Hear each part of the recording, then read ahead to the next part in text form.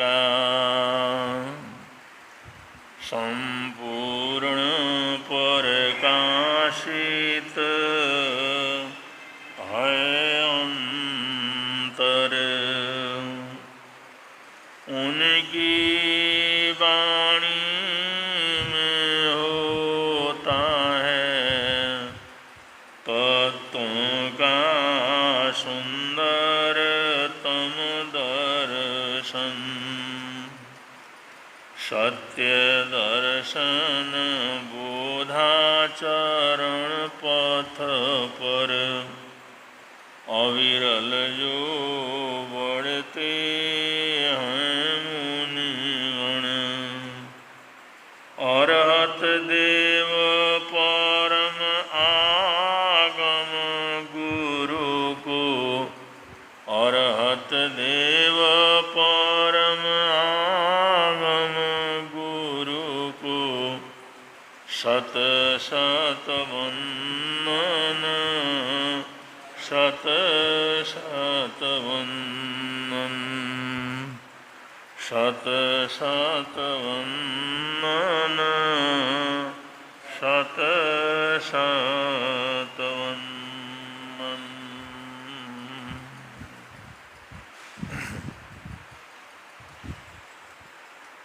प्रसंग चल रहा है तपाचार का।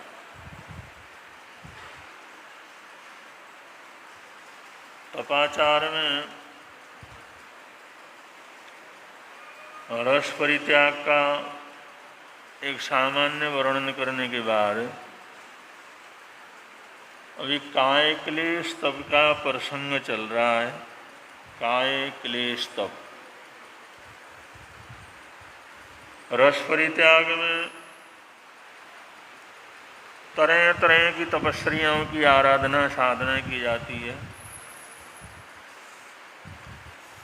उसमें साधक लोग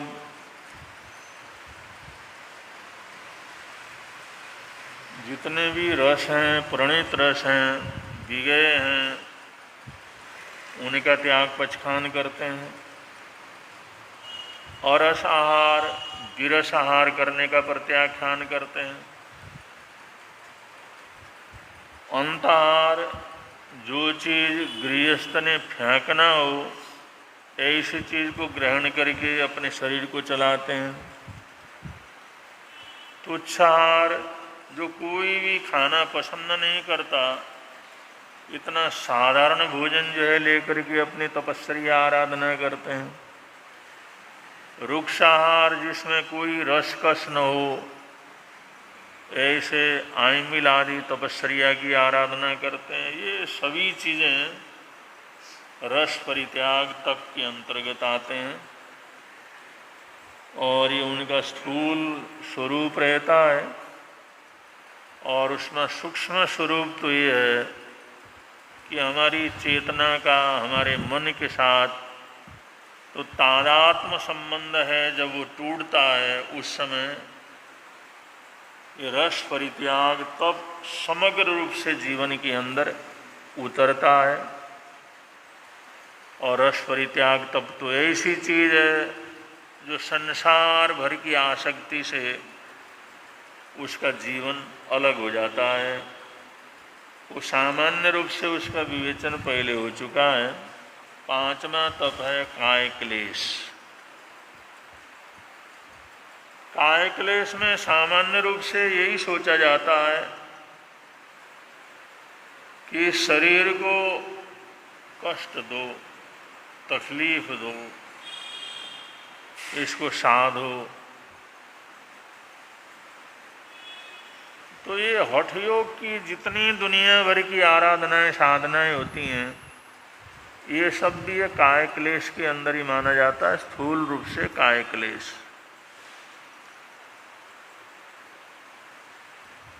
तो काय क्लेश तप करने वाले लोग पंचाग्नि तप करते हैं। चारों तरफ अग्नि प्रज्वलित करके बीच में बैठते हैं। या सर्दी के मौसम में जल में पोखरे में जाकर के खड़े होकर के तपस्या करते हैं। बहुत से तपस्या करने वाले लोग खड़े रहते हैं, 2-2 महीने, 3-3 महीने, 6-6 महीने खड़े ही रहते हैं। उनके पैर भी सूज जाते हैं, पानी इकट्ठा हो जाता है। बहुत से ऐसे तपस्याएं करते हैं, हाथ को ऊपर खड़ा करके जो है वो बैठे रहते हैं। और वो दुनिया के अंदर काय क्लेश के तप के तरह तरह के प्रयोग दुनिया भर के अंदर चलते हैं कि तप ऐसी चीज़ है, सभी परंपरा के लोग तप को आवश्यक समझते हैं। और तपस्या तो भारतीय संस्कृति में पूरी तरह से रची पची हुई चीज़ है। यहाँ चल रहा है आगमों की वाचना, और आगमों में अरिहंत परमात्माओं ने जो मार्गदर्शन दिया उसमें तप के 2 रूप बतलाए, एक तो जो बाह्य तप और दूसरा अभ्यंतर तप। और बाह्य तपों के अंदर 5वां तप है काय क्लेश, और काय को क्लेश देना। और हम लोग भी जो वीतराग साधना की आराधना करने वाले लोग हैं, प्राय करके शरीर को तकलीफ देना, इसी को जो है काय क्लेश के रूप में प्राय करके स्वीकार किया जाता है। क्लेश देना, तकलीफ देने का मतलब मारना, परेशान करना, दुखी करना, तड़फाना। अब वो क्लेश देने में तो सारी चीज़ें आ जाते हैं। आसक्ति बढ़ी, किसी को देख करके आसक्ति हुई, आंखों को ही फोड़ दिया, हाथों से कोई पाप हुआ, हाथों को ही काट दिया, कहीं गलत जगह हाथ पैर चले गए तो पैरों को काट करके लंगड़े हो गए। अब ऐसी तपस्या से वो मोक्ष की प्राप्ति होना, या कर्मों की निर्जरा होना, या केवल ज्ञान केवल दर्शन होना, ये जैन दर्शन के अंदर नहीं माना जा सकता। क्योंकि श्रमण भगवान महावीर स्वामी ने सबसे पहले अहिंसा का ही संदेश दिया है। सभ्य जीवा बीच्छन्ति जीव्यु न मरिज्यु। कोई भी प्राणी दुनिया का मरना नहीं चाहता, सभी सुख चाहते हैं। सभ्य जीवा बीच्छन्ति जीव्यु न मरिज्यु। मेरे को तकलीफ न हो, मेरे को कष्ट न हो, मेरे को परेशानी न हो, सभी चाहते हैं। इसलिए किसी को भी कष्ट नहीं देना चाहिए, किसी को भी तकलीफ नहीं देना चाहिए। श्रमण भगवान महावीर स्वामी तो ये तक कहते हैं भाई हम लोग अगर किसी को काना है तो उसको काना भी मत कहो, कोई चोर है तो उसको चोर भी मत कहो, कोई लंगड़ा है तो उसको लंगड़ा भी मत कहो जिससे उसको तकलीफ हो। और एक तरफ श्रमण भगवान महावीर स्वामी अहिंसा की ऐसी परूपणा कर रहे हैं, और वो अपने लिए वो मारो, काटो, तोड़ो, फोड़ो, अपने शरीर के लिए भी ऐसा कैसे स्वीकार किया जा सकता। प्रभु परमात्मा दूसरों को जो हिंसा करने के लिए रोक रहे हैं, तो आत्महिंसा के लिए भी वो रोकते हैं। इसलिए तो आत्महत्या को भी सबसे बड़ा पाप माना जाता है। आत्महत्या कोई करने लगे, अरे भाई तू आत्महत्या कर रहा है तो बहुत बड़ा पाप है, इससे तो एक गति नहीं होगी, तो भूत प्रेत बन करके दुनिया के अंदर भटकता रहेगा। इसलिए चाहे कितनी भी तकलीफ हो, लेकिन तूने आत्महत्या नहीं करना। तो इसका मतलब ये है कि अगर हम सीधा सा ऐसा इसका अर्थ करें कि शरीर को तकलीफ देना जो है ये काय क्लेश तप है, तो सीधा सीधा अच्छा बैठता नहीं है। जब आत्महत्या करना पाप है, अपने शरीर का अंग भंग करना जो है पाप है, अगर किसी को देख करके आकर्षण पैदा होता है और आंखों को फोड़ देते हैं तो उसको मूर्ख समझा जाता है, भाई ये भी कोई त्याग तपस्या करने का रास्ता है। तो ये जो साधारण रूप से हम ये कहते हैं शरीर को तकलीफ देना, काय को तकलीफ देना, अब तकलीफ में तो सारी चीजें आती। तो तो इसलिए शास्त्रकार इसके अंदर कहते हैं इसको और गहराई से थोड़ा विचार करने की जरूरत है, इतना स्थूल रूप में नहीं चलना हम लोगों ने।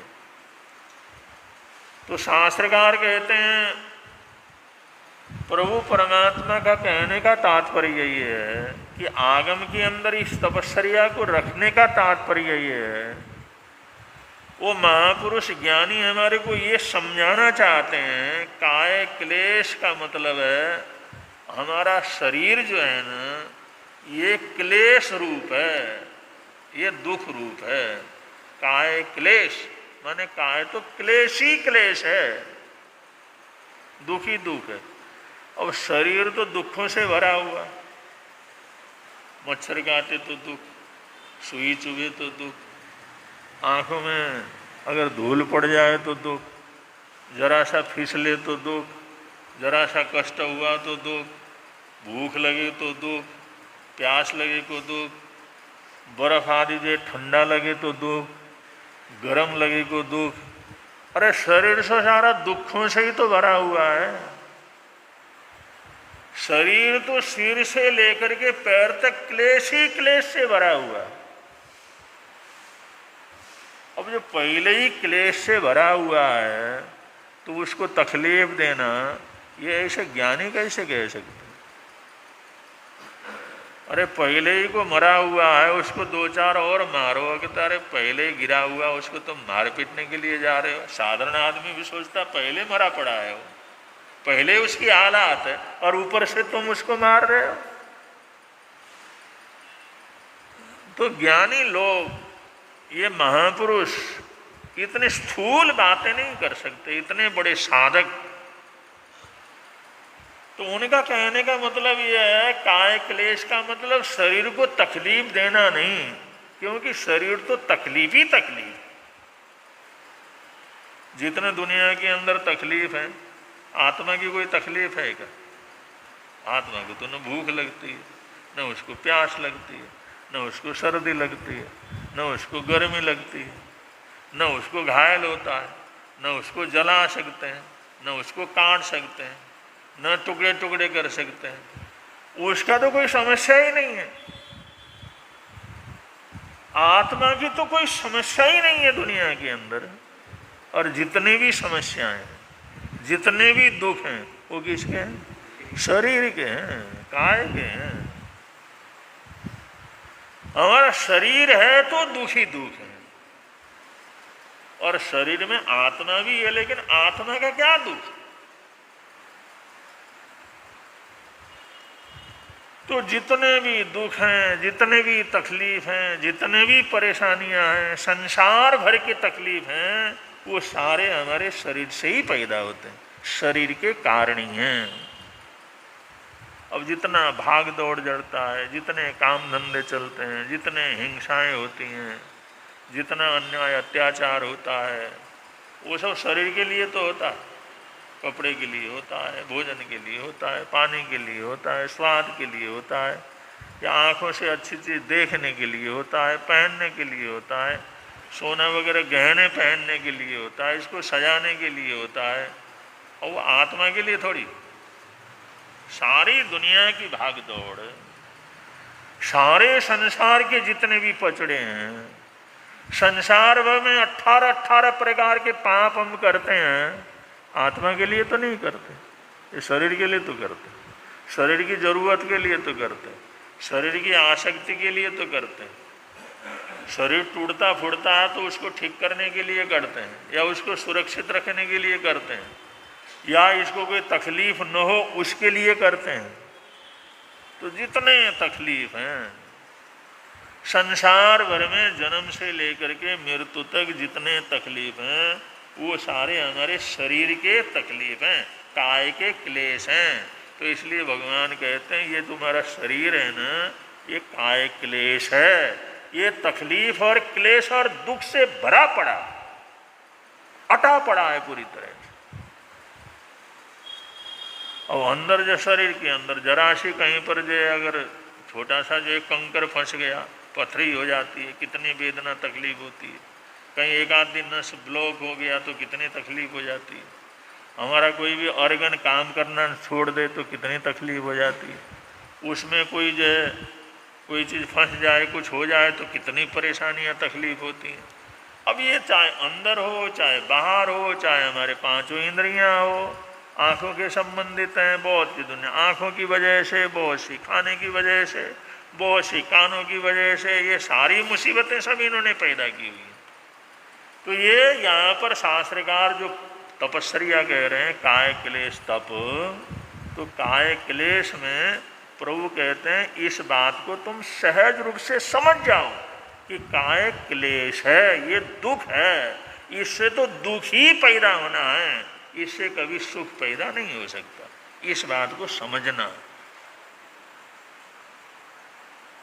अब हम तो जितना भागदौड़ इसलिए करते हैं इससे सुख पैदा हो, शायद वो देखने से सुख हो जाए, फलानी चीज़ खाने से सुख हो जाए, फलानी चीज़ पहनने से सुख हो जाए, फलानी चीज़ पाने से सुख हो जाए, तो उस सुख की अपेक्षा के अंदर तो भाग रहे हैं।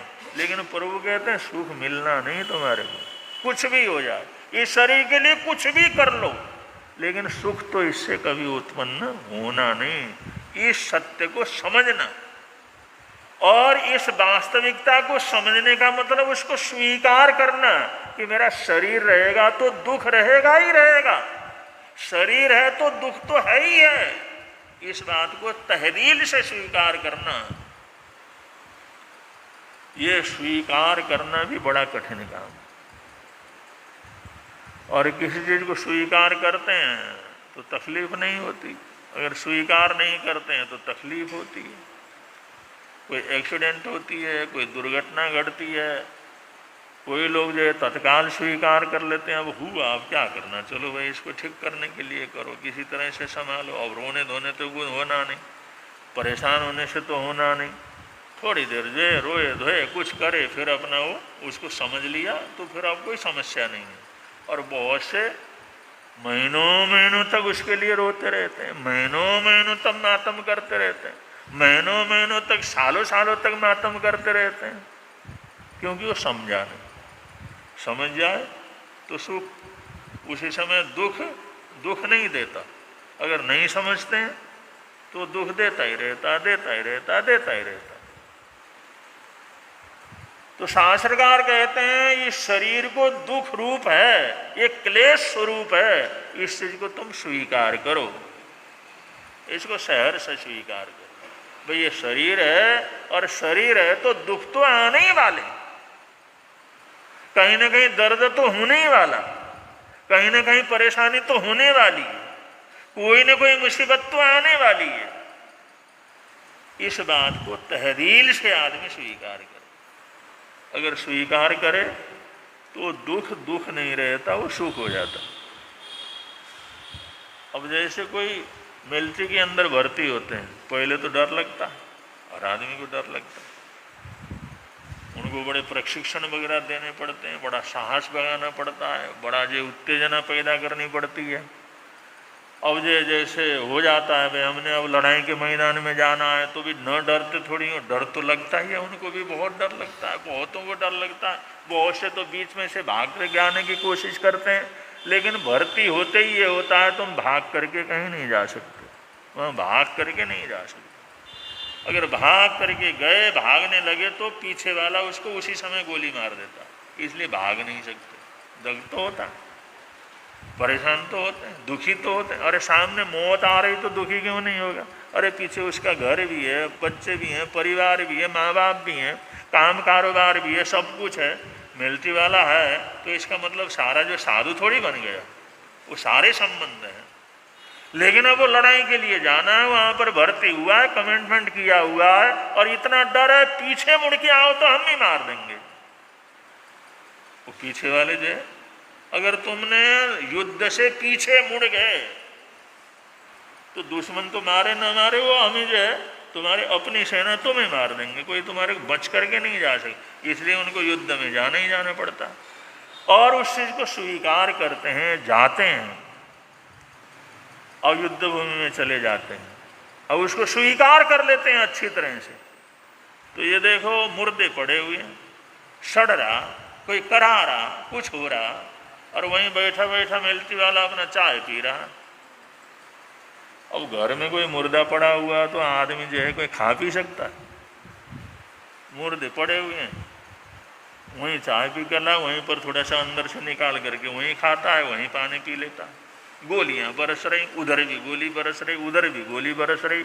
अगर यहाँ पर कोई गोली बरसे तो आदमी जा करके दुब के करे, लेकिन मिलिट्री वाला स्वीकार करता है अब तो हम लड़ाई के क्षेत्र के अंदर हैं, ये तो होने ही होने वाला है, ये तो मौत आने आने वाली है, अब तो हैं या कहीं जा नहीं सकते। इसलिए ऐसी हालात में भी आराम से उठता है, बैठता है, और कभी कभी तो झपकी लेता है। गोलाबारी हो रही है और बंदूकें चल रही हैं, गोलियां निकल रही हैं, सरसराहट की आवाज हो रही है, और वो वहां पर वो ऐसे बढ़ के सुस्ता करके अपने सुस्ती को तोड़ रहा। और उसको कोई डर डर नहीं लगता, वो स्वीकार कर लिया है जो दुख तकलीफ है, जो परेशानी तो है। तो इस तरह से अगर उस चीज को स्वीकार कर लेता है तो तकलीफ कम हो जाती है। अगर स्वीकार नहीं करता है तो दुख बहुत होता चला जाता है। कोई बीमारी हो गई, कोई बीमारी लग गई, वो सोचा चलो कर्म बीमारी है, कभी ना कभी कुछ हुआ, हो गया, अब हजारों लोगों को हो गया, मेरे को हो गया तो कौन सी बात है, चलो कुछ ना कुछ इलाज करेंगे, कुछ ना कुछ करेंगे। बड़ी से बड़ी बीमारी हो तो भी इंसान हंसता है, उन्होंने कहा चलो अब जो हो गया अब क्या करना, कम हो जाता है। अब हाय मेरे को क्यों हो गया, मेरे को क्यों हो गया, क्यों होगा, कैसे हो गया, ये क्यों हो गया, किस तरह से हो गया, मैंने ऐसा क्या किया। अगर ये जो करता चला जाएगा, जितना रोएगा, पीटेगा, चिल्लाएगा, तड़पेगा, लेकिन बीमारी तो हो ही गई। तो ये काय क्लेश का मतलब ये है कि शरीर दुख रूप है, इसलिए इसको स्वीकार करना, और जो भी तकलीफ आए उसको शहर से स्वीकार करना। ये तो आने वाला है, शरीर है तो तकलीफ तो आएगा। तो ये तकलीफ की स्वीकृति, क्लेश की स्वीकृति, परेशानियों की स्वीकृति, इसका नाम है। जितना गहरा स्वीकार हमारा होता है उतना ही हम पांचवा काय क्लेश तप के तपस्वी होते हैं। जिसने केस को स्वीकार किया वो काय क्लेश तप को तपने वाला तपस्वी हो जाता है। तो ये प्रकरण चल रहा है, थोड़ा थोड़ा समझने की कोशिश कर रहे हैं। बड़े प्रेम से आप लोग बोलेंगे, मिलता है आनंद प्रभु की वाणी से, मिलता है आनंद प्रभु प्रवर्तक शांति गुरुवर प्यारे, प्रवर्तक शांति गुरु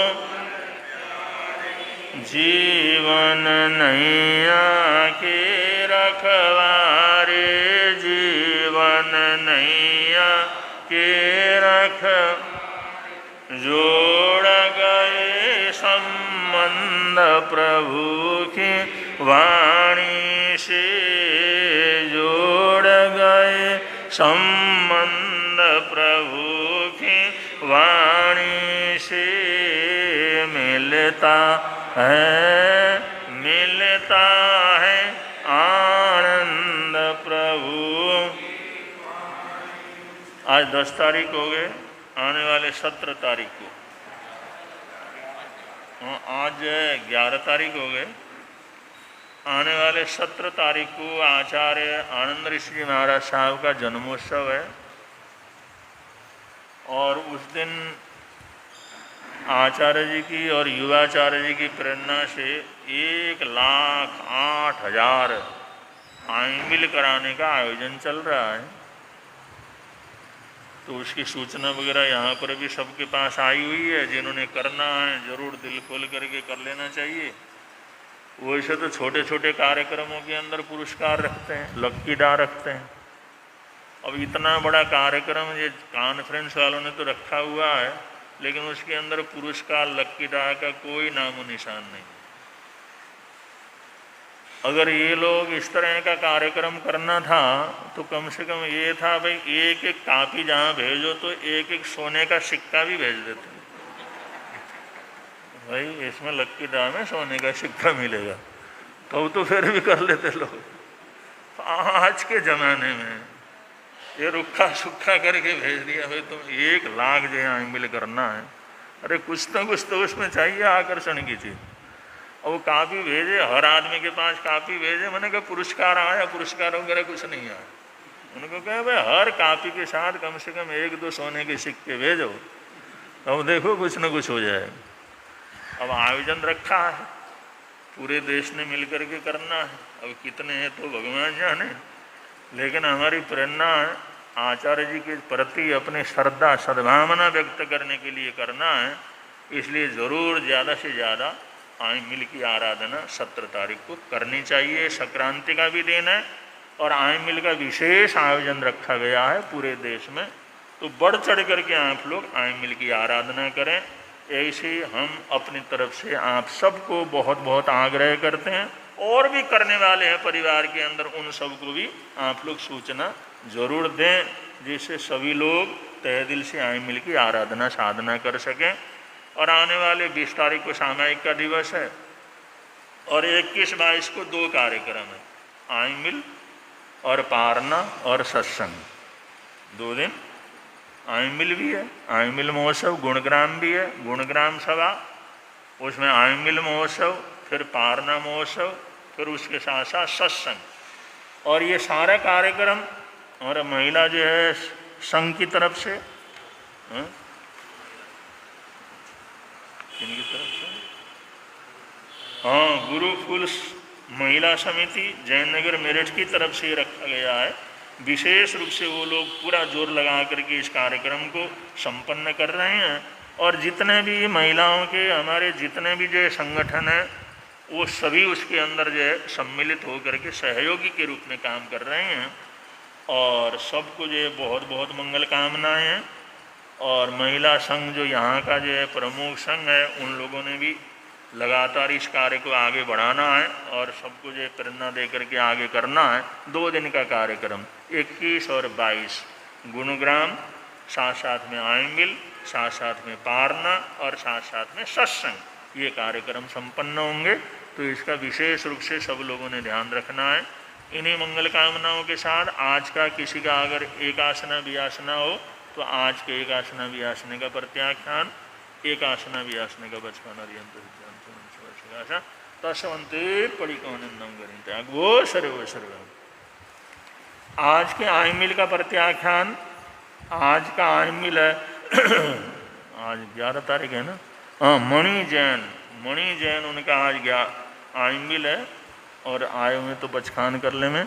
आज के उपवास का प्रत्याख्यान, अगर किसी का उपवास हो तो आज के उपवास का, आपकी तपस्या चल रही है, आज के उपवास का बचखाना सहसगारण में सब समय आग वो सर्व तपस्या करने वालों को।